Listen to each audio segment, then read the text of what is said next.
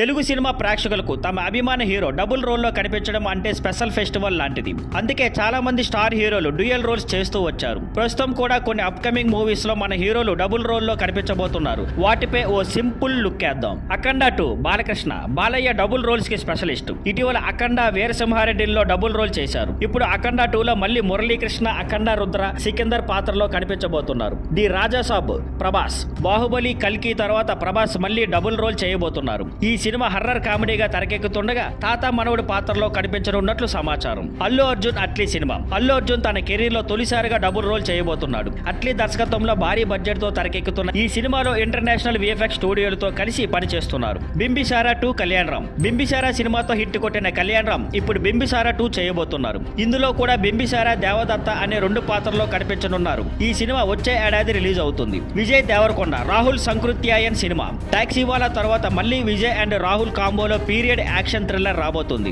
ఈ సినిమా 1854 1878 మధ్యకాలం Rayalaseema backdrop లో సెట్ అయ్యింది. విజయ్ ఇందులో తండ్రి కుమారుడు పాత్రలో కనిపిస్తారని టాక్. ఇందులో కోసం హార్స్ రైడింగ్ ట్రైనింగ్ కూడా తీసుకున్నారట.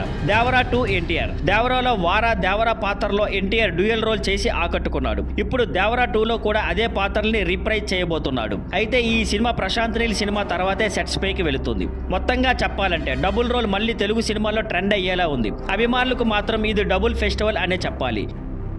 Thank you for watching. Please like, share and subscribe.